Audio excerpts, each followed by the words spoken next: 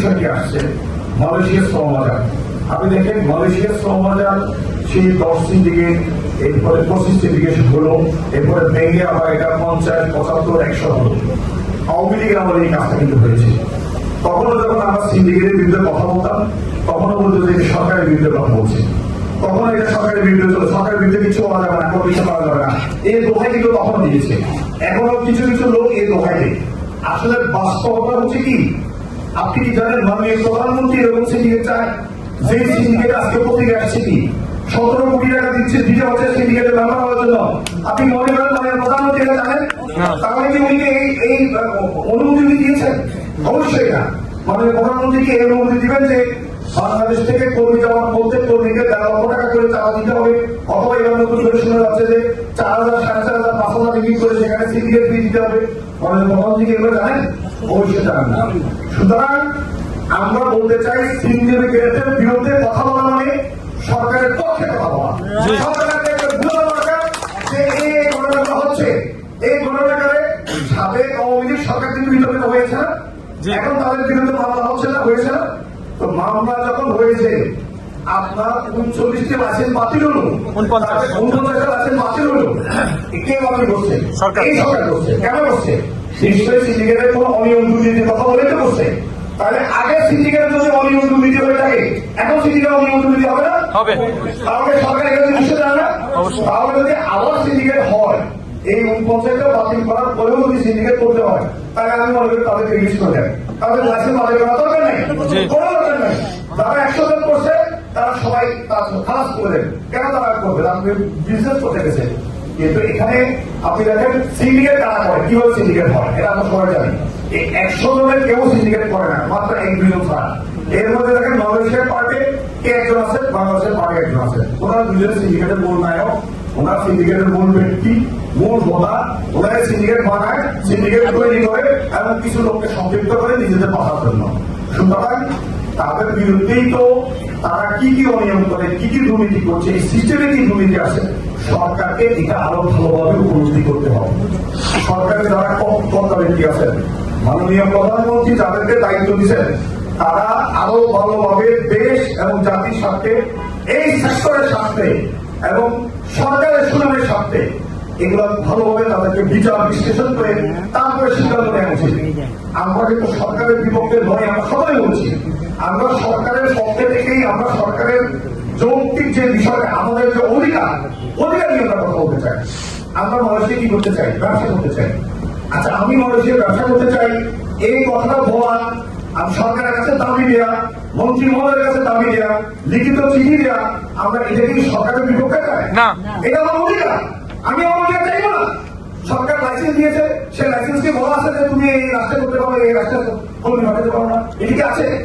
বরং আমার নির্ধারিত কর্মীরা পাঠাইলে আমার লাইসেন্স হবে না। সেই জন্য সরকারকে আমাদেরকে এই সুযোগ কিন্তু আমাদেরকে দিতে হবে। আমরা সরকারের কাছে যৌক্তিক ভাবে আমরা এই দাবি করছি। অলরেডি আমরা মাননীয় মন্ত্রী, মাননীয় সচিব, মাননীয় প্রতিমন্ত্রী, মাননীয় প্রধানমন্ত্রীর বিশেষ সহকারী যিনি আছেন, ওনাদের সাথে আমরা ইতিমধ্যে একটা ছোট্ট পরিসরে কিন্তু আমরা মিটিং করেছি। আমাদের প্রতিক্রিয়াটা আমরা জানিয়েছি। আমরা ওনাদেরকে রিকোয়েস্ট করেছি আপনারা আরেকদিন আমাদেরকে সময় দেন। সেই দিন সৌদি আরবের একজন মন্ত্রী আসার কারণে আমরা মিটিংকে শেষ করতে পারিনি। সুতরাং আমরা আজকের মিটিং থেকে আমি আমাদের শ্রদ্ধেয় মধু ভাই এবং আমি সালাম ভাইকে বিনয়ের সাথে রিকোয়েস্ট করবো, আপনারা আগামী 2 দিনের মধ্যে মাননীয় মন্ত্রীর সাথে এবং মন্ত্রীর পুরো টিমের সাথে আমরা বসতে চাই, আমরা আমাদের দাবিগুলো আমরা দিতে চাই। এরপরে আমরা বিনয়ের সাথে বক্তব্য করার 2 জন এই দায়িত্বে সাড়া দেবেন। এরপরে আমাদের এই যৌক্তিক দাবিগুলো যদি না শুনেন, তাহলে নিশ্চয়ই আমাদের যৌক্তিক দাবি যদি ওনারা সরাসরি না শুনেন, কিভাবে শোনানোর জন্য কি করতে হবে, তাহলে সেক্ষেত্রে আমরা প্রেস কনফারেন্সে যেতে হবে, আমরা অন্যভাবে কথা বলতে হবে, অন্য জায়গায় আমাদেরকে বিভিন্ন আন্দোলন সংগ্রাম যেটা আপনারা বলেছেন সেই দিকে আমরা যেতে হবে। কিন্তু আমরা এটা যেতে চাই না। আমরা চাই সরকারের সাথে সুন্দর আলাপ আলোচনার ভিত্তিতে অন্য প্রতিষ্ঠান আছে যদি কাজ করতে পারে, why not me, why not us, কেন আমরা করবো না? কারা করছে সিন্ডিকেট? যারা আওয়ামী লীগ সরকারের আমলে যারা সিন্ডিকেট করেছে, তারাই তো এখন সিন্ডিকেট করছে। নামের বেরোয় কিন্তু এখন তারাই কিন্তু আছে, তারাই কিন্তু আছে। এখন আমাদের এই বিএনপি সরকার এবং সরকার কারা চালাচ্ছে? সরকারি দল এবং বিরোধী দল, এখন আমি যদি কথা বলে বলবো যে উনি বিরোধী দল বিদেশে করে লড়াতে চায় না, উনি এটা বলে তো সরকার তো চালাচ্ছে, সরকারি দল বিরোধী দল মিলেই তো সরকার চালাচ্ছে, বিভিন্ন টুকিটাকি সমস্যা থাকলেও আগে থেকে ওরা কিন্তু একই, তারা কিন্তু এক মিলেমিশে সরকার চালাচ্ছে। সুতরাং আমরা মনে করি সরকারি দলের দায়িত্ব আছে, বিরোধী দলের দায়িত্ব আছে, এই যে অনিয়ম দুর্নীতিকে কোনোভাবে আর সুযোগ না দেয়া। সরকারকে বোঝানোর চেষ্টা করা হচ্ছে যে নেপালে নাকি 10টা হয়ে গেছে, ইন্দোনেশিয়া 10টা হয়েছে, পাকিস্তানে 20টা হয়ে গেছে, ফোকাস মিথ্যা কথা, এগুলো হয় নাই, এটা ইমপ্লিমেন্ট হয় নাই। বাংলাদেশে ইমপ্লিমেন্ট আগে হয়েছিল, এখন একইভাবে চেষ্টা করা হচ্ছে। সুতরাং আমরা মনে করি এই জায়গাতে যদি সরকার মনে করে যে আমরা চিঠি দিয়েছি মাননীয় প্রধানমন্ত্রীকে, আমাদের মন্ত্রীকে চিঠি দিয়েছি, আমরা বলেছি আমরা চাই কোন প্রকার সিন্ডিকেট হবে না, সিন্ডিকেট মুক্ত হবে, যারা যারা মালয়েশিয়া কর্মী পাঠাতে চায় সকলের জন্য সর্বদা মুক্ত থাকুক।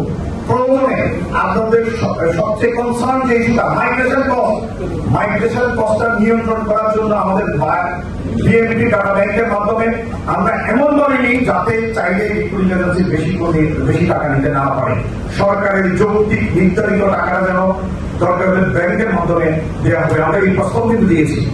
এখন যদি বলে যে আমাদের মাননীয় মন্ত্রী বলেছেন যে মালয়েশিয়া তো সিন্ডিকেট চায়, মালয়েশিয়াকে বিভিন্নভাবে সিন্ডিকেট করার জন্য আমাদের এই দুই একজন ব্যবসায়ী ব্যক্তি বিভিন্নভাবে প্রবন্ধ করে তাদের সরকারি বেসরকারি বিভিন্ন লোককে বিভিন্নভাবে বায়াস করে। সুতরাং আমরা ধরে নিলাম সিন্ডিকেট হবে, তাহলে সিন্ডিকেট যদি হয় আমাদের প্রধান সাহেব বলছে তাকে হোয়াই নট 1, আমরা একটা দিনই করি সকলে যারা করতে চান তাদেরকে সুযোগ দেওয়া হবে, সেটা স্বচ্ছতার ভিত্তিতে আমাদের সুযোগ দিতে হবে।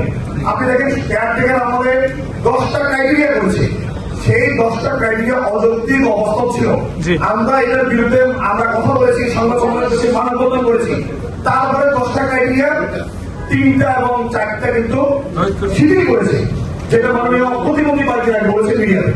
তো যে শিথিল করলেন, তাহলে শিথিল করার পরে আমাদের যৌক্তিক দাবির প্রেক্ষিতে শিথিল করলেন, কিন্তু আপনি কোনো নোটিশ দিলেন না। নোটিশ না দেওয়াতে প্রায় 2500 রিক্রুটিং এজেন্সিকে তারা আপনি এই এখান থেকে বঞ্চিত করেছেন, সেখানে অ্যাপ্লাই করার কোনো সুযোগ দেন নাই।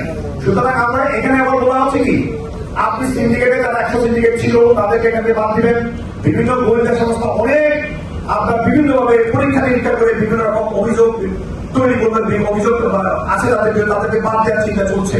যদি এটা করতে হয় তার মানে হচ্ছে কি এই লিস্টটা কিন্তু স্বচ্ছ কোনো লিস্ট না, এই লিস্টটাকে বর্তমান সরকারের কাছে আমরা দাবি স্বচ্ছতার ভিত্তিতে আগের ক্যাটেগরি সরকারের লিস্ট বাদ দিয়ে একটা নতুন একটা লিস্ট করা হোক, নতুন ক্রাইটেরিয়া দিয়ে একটা লিস্ট করার জন্য আমরা দাবি জানাচ্ছি।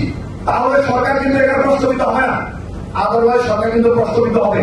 আমাদের মুখ বন্ধ করবে কিন্তু সবাই মুখ বন্ধ করতে পারবেন না, মিডিয়ার মুখ বন্ধ করতে পারবেন, আন্তর্জাতিক সংস্থাগুলোর মুখ বন্ধ করতে পারবেন না।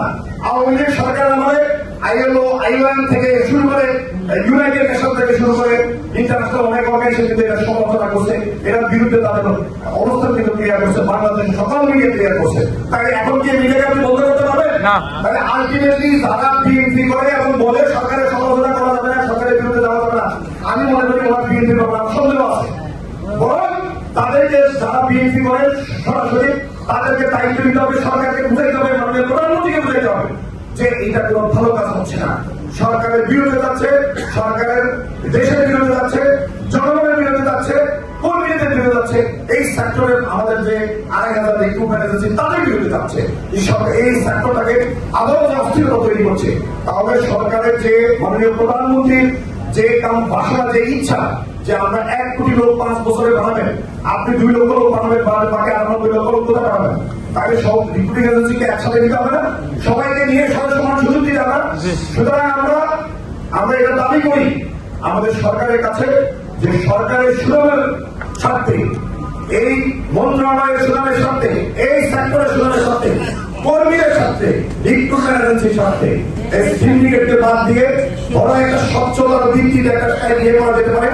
আর যদি আপনি কোনো কিছু না করতে পারেন, মালয়েশিয়ার সরকারের সাথে যদি সমঝোতা সিন্ডিকেটের ব্যাপারে করতে না পারেন, তাহলে আমরা বলেছি আপনি একটা যৌক্তিক দাবি আমরা দিয়েছি যে আমরা কাজ করতে চাই, ব্যবসা করতে চাই, তাহলে আপনি ওএসএসকে দিয়ে দেন। ওএসএস সরকারি সংস্থা, ওএসএস এর সাথে আমাদের বিভিন্ন রকমের কনফ্লিক্ট থাকতে পারে, কিন্তু সরকার যখন সিদ্ধান্ত দিবে যে ওএসএস এইভাবে কাজ করবে, যারা সিন্ডিকেটে থাকবে বাকি সবাই ওএসএস এর সাথে কাজ করবে, সরকারের সিদ্ধান্ত দিতেই পারে। তাহলে ওএসএস একটা এনওসি দিবে আমাদেরকে, আমরা ডিমান্ড নিয়ে আসবো, এনওসি দিবে, তারা একটা সার্ভিস চার্জ দিতে পারে। সেই এনওসির ভিত্তিতে আমরা আমাদের নামে বিএনপি গ্যারেজ করে আমরা কর্মী বানাতে পারি। তাহলে এটা একটা সহজ সমাধান আমরা সরকারকে অলরেডি দিয়েছি।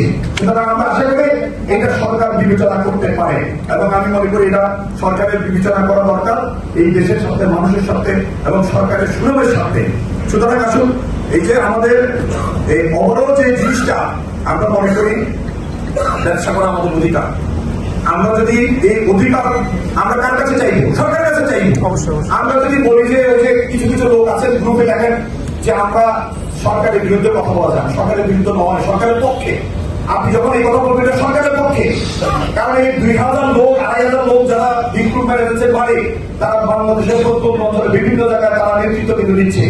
তাদের অনেক জনবল আছে, তাদের সাথে তার কেউ ইউনিয়ন পরিষদে ইলেকশন করবে, চেয়ারম্যান হবে, উপজেলা চেয়ারম্যান হবে, তাদের মধ্যে অনেক এমপি আছে। আমরা ইতিমধ্যে দেখেছি আমাদের প্রধান বলেছেন অনেক এমপিরাও কিন্তু চাচ্ছে যে তাদেরকে গ্রিডে নিয়ে সিন্ডিকেট করার জন্য তাদের কাছে পর্যন্ত 18 কোটি টাকা চাওয়া হচ্ছে। সুতরাং এটা কিন্তু অ্যালার্মিং সিচুয়েশন সরকারের জন্য। যারা এটা এই 18 কোটি টাকার বিরুদ্ধে কথা বলবেন তারাই সরকারের পক্ষে কথা বলবেন, কারণ এটা সরকার কোনো চায় না। আজকের পক্ষে কি আসছে আপনি দেখেন, কি আসছে সেখানে বলা হয়েছে এই যে 25টা সিন্ডিকেট করে 17-18 কোটি টাকা করে নিয়ে তাদের কত কোটি টাকা এই দেশ থেকে চলে যাবে। তারপরে আপনার তাদেরকে আবার বিরাট একটা অঙ্ক করতে কর্মী বমি দিতে হবে, তাকে এইটাও যাবে না। বাংলাদেশের লিমিটেড সরকারের লিমিটেড তার বহু কয়েক মাস পরে এর মধ্যে সরকারের অবস্থা কি হবে? তাহলে সেই জায়গাতে আমরা অত্যন্ত বিনয়ের সাথে বলবো, আমরা সিন্ডিকেট, এই ধরনের সিন্ডিকেট আমরা চাই না। আমরা সকলে সরকারের নিয়ম নীতি মেনে আমরা লাইসেন্স করেছি, সরকারের নিয়ম নীতি মেনে আমরা মানুষকে পরিণত পাঠাতে চাই। আমরা চাই এই যে আমাদের ক্রাইটেরিয়ার ভিত্তিতে যেটা হয়েছে, নতুন ক্রাইটেরিয়ার ভিত্তিতে নতুন করে হওয়া উচিত এটা, এবং এটার প্রয়োজনে কারো দয়া মায়ায় হবে না। যদি মালয়েশিয়ান সরকার এরকম প্রতিষ্ঠার মাধ্যমে লাইসেন্স দিতে চায়, আপনি লটারির মাধ্যমে করেন, এটা লটারির মাধ্যমে প্রতিষ্ঠা সিলেকশন করেন, তাদের চাঁদা দিতে আমরা সবার সাথে কাজ করবো, অথবা আপনি আলাদাভাবে পরিশেষকে দিয়ে দেন, পরিশেষের মাধ্যমে অন্য যারা আছে কাজ করুন। সুতরাং আমরা এটা মালয়েশিয়াতে জনশক্তি রপ্তানি হোক, যা এটার পক্ষে আমরা, কিন্তু একটা সুস্থ সুন্দর সমাধান হতে হবে।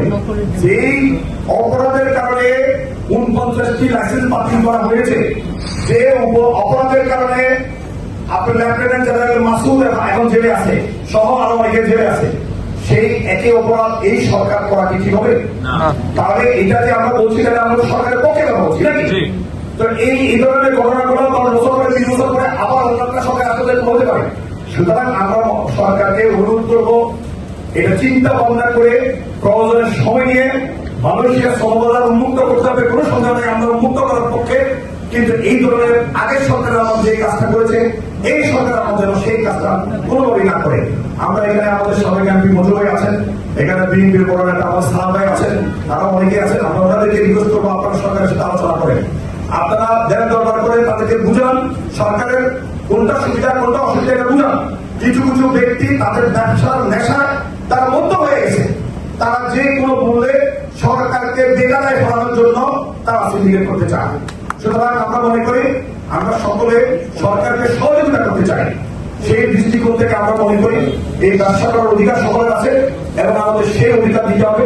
আমরা সকলে মিলে প্রয়োজনে একটা লাইসেন্স আমরা ব্যবসা করতে চাই, কোনো অসুবিধা নেই, আমাদের সরকার যদি চায়। সুতরাং সেখানে 25টা লাগবে না, 25টা লাইসেন্সে অন্তর্ভুক্ত করার জন্য কত টাকা বাংলাদেশ থেকে যাবে এবং প্রতি কর্মীকে কত টাকা দিতে হবে এবং সবকিছু বিবেচনা করে সরকারকে সিদ্ধান্ত নিতে হবে।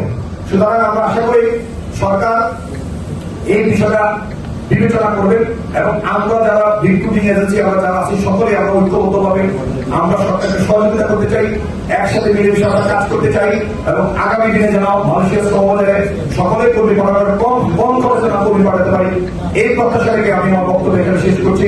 আসসালামু আলাইকুম ওয়া রাহমাতুল্লাহি।